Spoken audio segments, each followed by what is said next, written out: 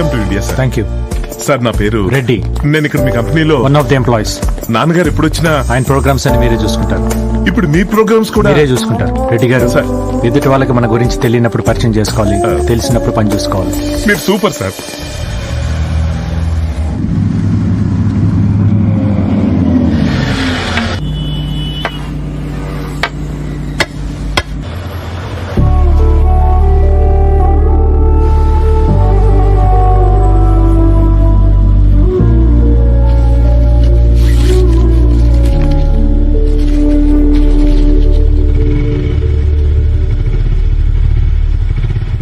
Sir అదేం sir కుర్రాడికి అంత డబ్బు ఇచ్చారు? ఆయన నోట్ ఆయన అడిగితే ఇచ్చేయాలనిపించింది రెడ్డి గారు.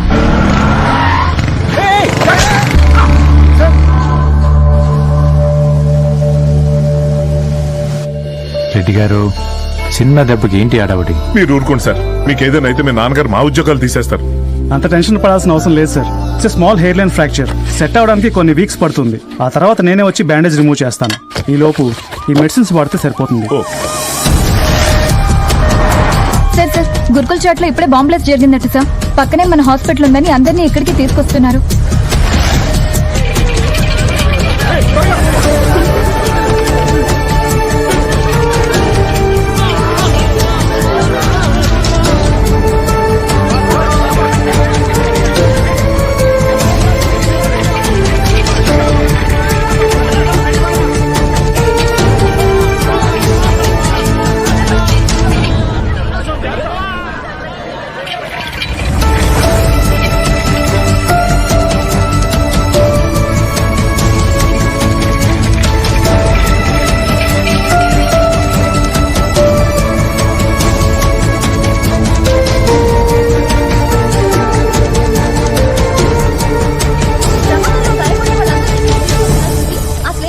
బాధితుడిని అడిగి తెలుసుకుందాం. ఈ బ్లాస్ట్ ఎలా జరిగింది? అసలు ఆ టైంలో మీరు అక్కడే చేస్తున్నారు? పక్క వాళ్ళు బాధలో ఉంటే ఈ టైంలో ప్రశ్నలు ఏంటి రెడ్డి గారు? కామన్ సెన్స్ లేదు వాళ్ళకి. మరింత సమాచారాన్ని ఇక్కడ న్యూస్ కు ముందు వెనక వచ్చే కమర్షియల్స్ కన్నా న్యూస్ లోనే కమర్షియాలిటీ ఎక్కువ ఉంటుంది సార్. సార్ ఆయనే స్టేట్ హోమ్ మినిస్టర్, ఆ పక్కన ఉన్న ఆయన హెల్త్ మినిస్టర్ సార్. ఒక హోమ్ మినిస్టర్ గా జరిగిన బ్లాస్ట్ గురించి మీరు ఎలా స్పందిస్తున్నారు? ఇది ఉగ్రవాదులు చేసిన చర్య. దీన్ని నేను ఖండిస్తున్నాను. బ్లాస్ట్లు చనిపోయిన వాళ్ళకి 10 లక్షలు, గాయపడిన వాళ్ళకి 5 లక్షలు గవర్నమెంట్ తరఫున ఎక్స్గ్రేషియా ప్రకటిస్తున్నాను. వీళ్ళంతా త్వరగా కోలుకోవాలని ఆ దేవుడిని ప్రార్థిస్తున్నాను. సార్ మీరేమంటారు సార్? వీళ్లకు ఎక్స్గ్రేషియాతో పాటు వీళ్ళు పూర్తిగా కోలుకునేంత దాకా వీళ్ళ పిల్ల మేకకు గొడ్డు గోతాకు అయ్యే ఖర్చు మొత్తం ప్రభుత్వమే భరిస్తాది. అంటే ఇది మీ వైఫల్యమే అని అంగీకరిస్తున్నారా సార్? ఇంకా తప్పకుండా ఈ అమౌంట్ ని బాధ్యతల కోసం ఖర్చు పెట్టమని చెప్పి మినిస్టర్ గారికి ఇవ్వండి. Excuse me sir. మినిస్టర్ గారు, ఈ బాధ్యతల కోసం మా సార్ ఇది మీకు ఇమ్మన్నారు. ₹1,00,00,000 ఇది ఇచ్చిన ఆ మంచి మనిషిని పిలవండి. ఒక ఫోటో దిగుతాం. ఆయన సాయం చేయడానికి దగ్గరగా, దాన్ని షో చేయడానికి దూరంగా ఉంటారండి.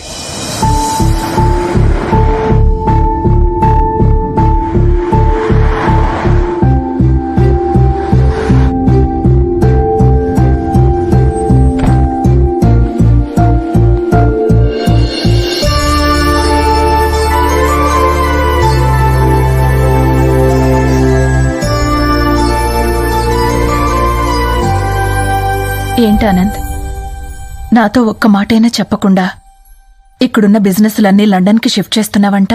బిజినెస్లే కాదు, మనం కూడా వన్స్ ఫర్ ఆల్ ఇండియా వదిలేసి వెళ్ళిపోతున్నాం. దేనికి? నీ ప్రజాసేవ భరించలేక. నీకెందుకంత పెయిన్? నేను సర్వీస్ చేస్తున్నది మా నాన్న నాకిచ్చిన డబ్బుతో. ఫూలిష్గా మాట్లాడుకు దేవి. నీది నాది అని కాదు. అదే డబ్బు బిజినెస్ లో ఇన్వెస్ట్ చేస్తే మల్టిప్లై అవుతుంది. God blessed us financially not just to raise our standards of living, but to raise our standards of giving. నువ్వు చెప్పేవి పుస్తకాల్లోనూ గోడల మీద చదువుకోవడానికి బాగుంటాయి. We are leaving India tomorrow. That's it. అర్థమైంది ఆనంద్. నువ్వు నన్ను ఆశ్రమం నుంచి దూరం చేయగలవు, కానీ నా ఆశయానికి కాదు. ఈ ట్రస్ట్ లో అడుగు పెట్టిన దగ్గర నుంచి అమ్మకు దగ్గరగా ఉన్నట్టు అనిపిస్తుందండి. మీరిక్కడికి రావడం చాలా సంతోషంగా ఉంది బాబు. అమ్మగారు ఆత్మ శాంతిస్తుంది. మమ్మల్ని భరించలేవు అని మేం కన్నవాళ్లే మమ్మల్ని వదిలి వెళ్లిపోమ్మన్నారు బాబు. ఆ దేవత పుణ్యమా అని మేమిక్కడ బతుకుతున్నాం. సార్ ఈ రోజు మేమందరం రకరకాల ప్రొఫెషన్స్ లో మంచి స్థాయిలో ఉన్నాం. దీనంతటికీ కారణం మీ అమ్మగారే సార్. రెడ్డి గారు చెక్ బుక్ ఇవ్వండి. వద్దు బాబు, తరాలకు సరిపడేంత డబ్బిచ్చి అమ్మగారు వెళ్ళిపోయారు. ఆవిడెప్పుడు ఒక్క విషయంలోనే బాధపడుతూ ఉండేది. నేను లండన్ వెళ్ళిపోయిన తర్వాత డబ్బైతే పంపగలుగుతున్నాను గాని దగ్గరుండి సేవ చేసుకోలేకపోతున్నాను అని.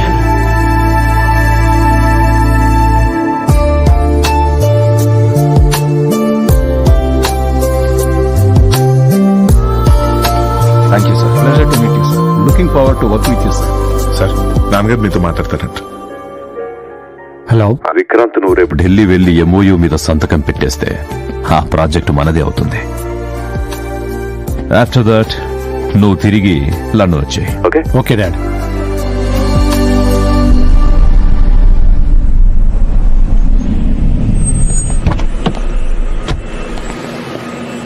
మా వాళ్ళు మిమ్మల్ని ఇక్కడ దాకా తీసుకొచ్చి ఇబ్బంది పెట్టినట్టున్నారు.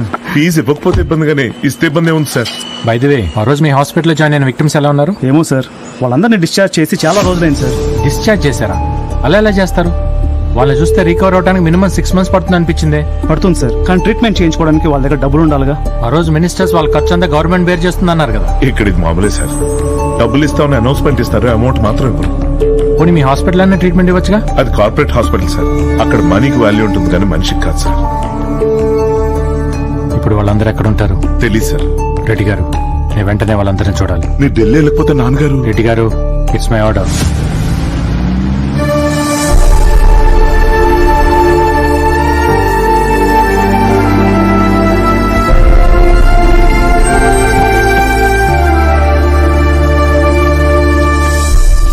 సార్, హాస్పిటల్ రికార్డ్ చెక్ చేయమని మన స్టాఫ్ చెప్తే విక్టిమ్స్ లో కొంతమంది ఈ లొకాలిటీ వల్ల అని తెలిసింది సార్.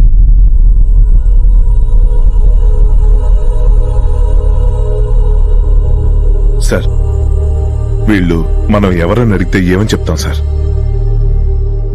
దుర్గాదేవి చారిటబుల్ ట్రస్ట్ నుంచి వచ్చామని చెప్పండి.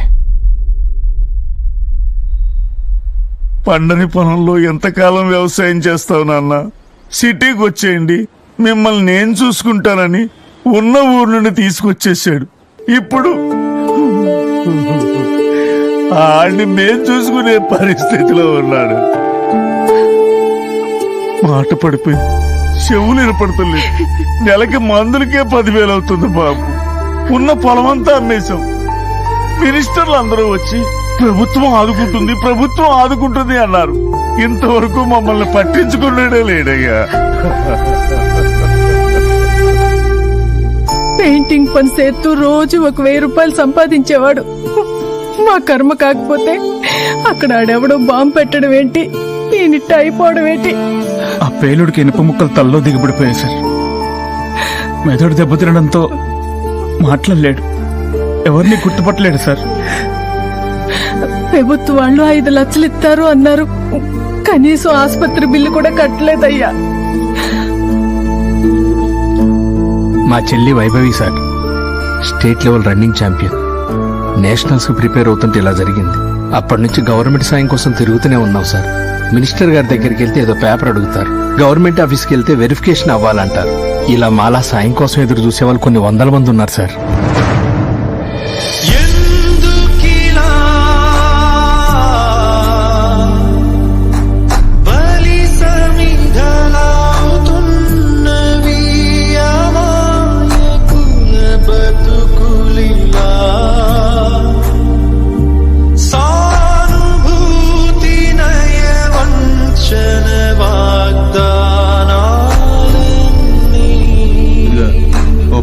బట్రా, నీకు రావాల్సిన కాంపన్సేషన్ 1,00,000 నేను ఇప్పిస్తాను. అదేంటయ్యా, మినిస్టర్ గారు ఇప్పిస్తానన్నది 5 లక్షలు కదా? అయ్యో, అందులో మినిస్టర్ గారు వాటాయే 3 లక్షలు.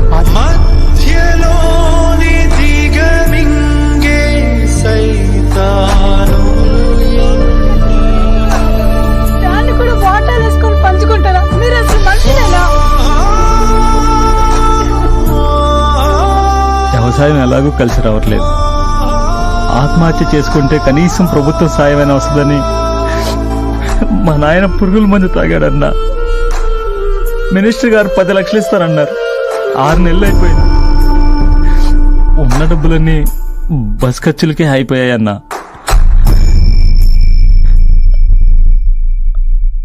ఒక్క 50 రూపాయలు ఉంటే ఇవ్వన్నా, బాగా ఆకలేస్తుంది.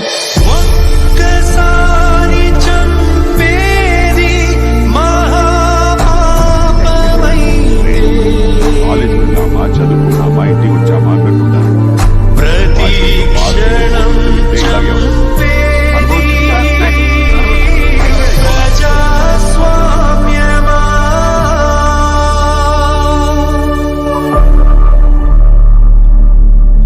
నష్టం జరిగింది ప్రజలకి, నష్టపరిహారం అందుతుంది పొలిటీషియన్స్కి. ఒకడికి మంచి జరగాలంటే ఆ ఫైల్ మీద 10 మంది సంతకాలు పెట్టే పద్ధతి మారితే గాని సామాన్యుడికి ఏ సాయం అందదు. కష్టం తీర్చకపోయినా పర్లేదు, కానీ ఆ కష్టాన్ని క్యాష్ చేసుకోవాలని ఆలోచన ఉంది చూడండి, దాన్ని చంపేయాలి రెడ్డి గారు. సిస్టంలో మీరు అనుకునే మార్పు వచ్చేలోపు సాయం అందక వీళ్లలో సగం మందికి పైన చనిపోతారు సార్.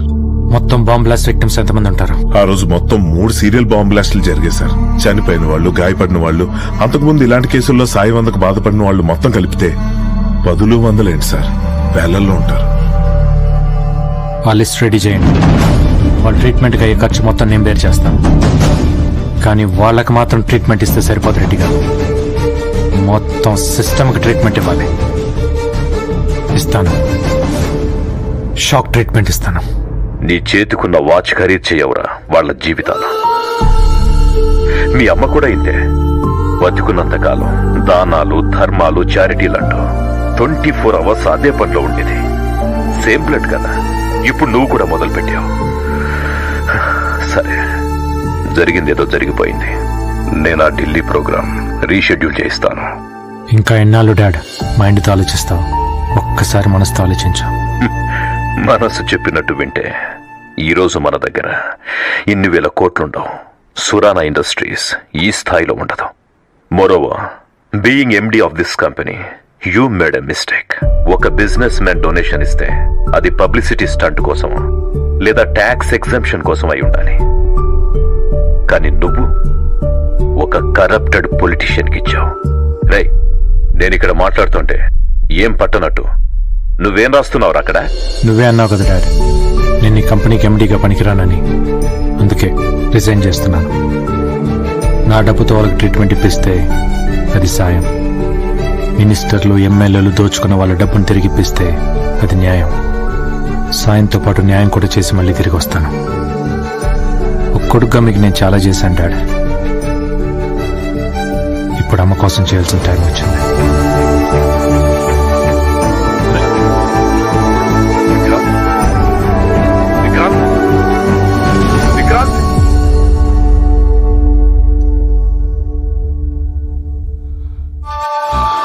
బాగుంది సార్.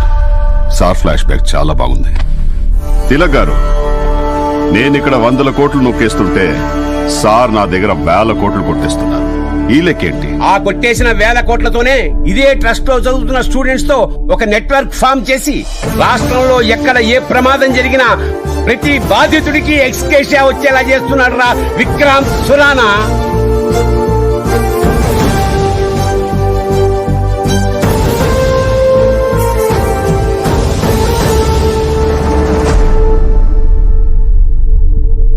సర్వీస్ చేయాల్సిన మీరు స్కాములు చేస్తున్నారు. బిజినెస్ చేయాల్సిన విక్రాంత్ సురానా సర్వీస్ చేస్తున్నాడు. థ్యాంక్స్ తిలక్ గారు, చాలా క్లారిటీగా చెప్పారు. ఆ ఆనంద్ సురానాన్ని కలవడానికే మాకు 2 నెలలు పట్టింది. మరి దొంగ సురానాన్ని కలవడానికి ఇంకెంత టైం పడుతుందో. వాడే అయి ఉంటాడు చూడరా. అమ్మో, అయ్యో వాడు కాదు సార్. మీ దర్శనార్థం టీవీ న్యూస్, ఎన్టీవీ, మహా టీవీ లాంటి ఛానల్స్ అన్ని వచ్చేసాయి సార్. వాడు మళ్ళీ ఏదో గేమ్ స్టార్ట్ చేశాడు సార్. ఇంకా నువ్వు చేసేదేమీ లేదు గాని వాళ్ళకి ఏదో ఒకటి చెప్పి పంపిద్దు గాని పద. ఇంతవరకు మనం విరాళాలు తీసుకునే మంత్రులను చూసినాం గానీ మొట్టమొదటిసారికి ట్రస్ట్ చేసే సేవను మెచ్చి స్వయంగా మంత్రి గారే విరాళానికి ముందుకొచ్చిండ్రు. గది కూడా గుట్టు సప్పుడు కాకుండా గదేమో మంత్రి గారిని సార్. ఈ ట్రస్ట్ ని అప్రిషియేట్ చేయడానికి కారణమేంటి సార్? ఇలాంటి ట్రస్ట్ ని మెయింటైన్ చేయాలంటే చాలా ఖర్చు అవుతుంది. కానీ ఎలాంటి లాభం ఆశించకుండా రన్ చేస్తున్నారని తెలిసి అభినందించి వెళ్దామని వచ్చాను. గవర్నమెంట్ సైడ్ నుంచి ఎలాంటి హెల్ప్ కావాలన్నా సరే నేను చూసుకుంటా. హలో మంత్రి గారు,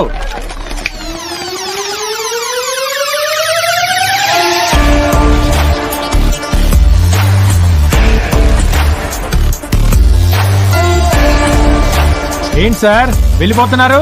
ఉండేం పీకాలి, పెద్ద మొత్తం చెప్పారు కదా. అది కాదు సార్, మీరు ఇక్కడికి వచ్చిన పని మర్చిపోయినట్టున్నారు. ఏం మర్చిపోయారు? నువ్వు ఆగరా నాయన. ఏం మర్చిపోయారు? ఈ ట్రస్ట్ కి 5 కోట్లు విరాళం ఇస్తాన్నారు కదా సార్. మీడియా ఉంది సార్, ఇప్పటివరకు డబ్బు అయిపోయింది. ఇక్కడ ఏం తేడా జరిగితే పరువు కూడా పోతుంది. చెక్ ఇచ్చి పదవి కాపాడుకోండి సార్.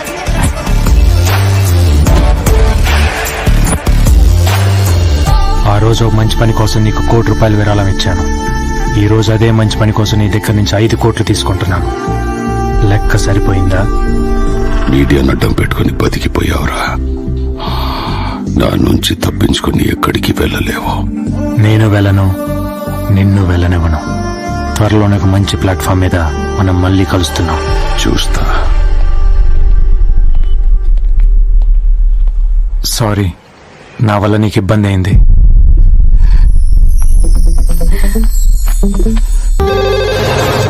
ఏంటి? వాట్? రాష్ట్ర మెట్రోపాలిటన్ కోర్టులో బాంబు పేలుడు జరగబోతోందన్న సమాచారంతో పోలీస్ శాఖ అప్రమత్తమైంది. బాంబు డిస్పోజల్ స్క్వాడ్ బాంబుని కనిపెట్టే ప్రయత్నం చేస్తోంది. అయితే అసలు ఈ బాంబు దాడి గురించి పోలీసులకు ఎవరు సమాచారం ఇచ్చారు అన్న విషయం ఇంకా తెలియాల్సి ఉంది. ఈ రోజు కోర్టు హియరింగ్ కి వచ్చే కేసుల గురించి, అటెండ్ అయ్యే నిందితుల గురించి పోలీసులు ఎంక్వైరీ చేశారో లేదో అన్నది. హలో నా మైక్ కెమెరా ఆపు. Hello, excuse me. Attention everybody. ఆ బాంబు పెట్టింది నేనే.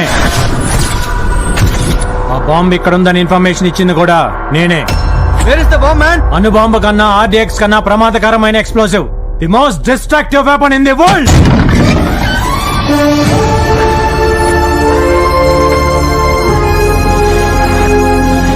అసలు ఈ డబ్బేంటి? నేను కష్టపడి దొంగిలించిన డబ్బు. చేసిన నేరాన్ని అంగీకరిస్తూ ఈ డబ్బుతో మీడియా సమక్షంలో సాక్ష్యాధారాలతో సహా కోర్టు ముందు లొంగిపోతున్నాను. ఇన్ని కోట్ల రూపాయల దొంగతనం జరిగితే ఎవరికి తెలియకుండా ఎలా ఉంటుంది? అసలు ఎవరిది డబ్బు? Honourable home minister Jayendra, honourable health minister Arogyarao, honourable finance minister చెప్పంటే కేబినెట్ మినిస్టర్ పేరు చెప్తారంటయ్యా. ఈ డబ్బు కొట్టేసింది వాళ్ళ నుంచే. ఇష్యూని పబ్లిక్ చేస్తాడు సార్. దీని వెనక కొన్ని వేల కోట్ల రూపాయల కుంభకోణం ఉంది. మీకు తెలియని మన నాయకుల చీకటి కోణం ఉంది. జనం డబ్బు స్కామ్ చేసి వాళ్ళు కొట్టేస్తే స్కెచ్ చేసి వాళ్ళ దగ్గర నుంచి నేను కొట్టేశా. మీరు చేస్తున్న ఆరోపణలకి మీ దగ్గర సాక్ష్యాలున్నాయా? Yes, I have evidence. మొత్తం డీటెయిల్స్ కోర్టులో బయట పెడతా. If you have the guts, కోర్టుకు వచ్చి ఆన్సర్ చెప్పండి. Let's meet in the court of law. జై హింద్.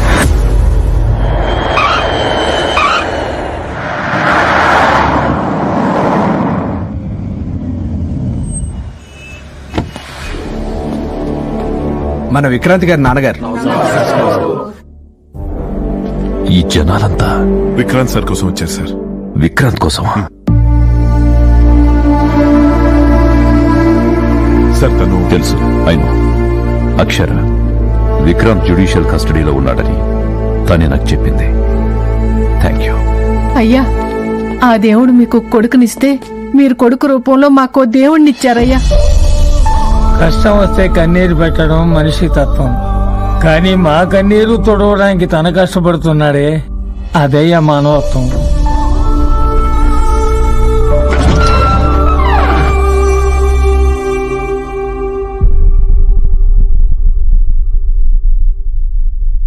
అంత దూరం నుంచి వచ్చి ఏం మాట్లాడరేం డాడ్? నా చుట్టూ ఎప్పుడు చూసినా కొన్ని వందల మంది జనం ఉంటారు. ఒక్క నెల జీతం ఇవ్వకపోతే ఒక్కడు రాడు. కానీ ఈరోజు బయట నీకోసం ఎదురు చూస్తున్న ఆ జనాన్ని చూశాక నాకు అర్థమైందిరా, నేను సంపాదించలేందేంటో, నువ్వు సంపాదించిందేంటో. నువ్వు మీ అమ్మే కరెక్ట్ అని ప్రూవ్ చేశావు. ఎప్పుడు మైండ్తోనే కాదు, అప్పుడప్పుడు మనసుతో కూడా ఆలోచించాలని. కానీ నేను నిన్నిలా చూడలేకపోతున్నాను. I have heard the best lifes for you. వద్దు డాడ్, నా కేసు నేనే వాదించుకుంటాను. నువ్వు మొండోడివిరా, నీ పంతం నీదే.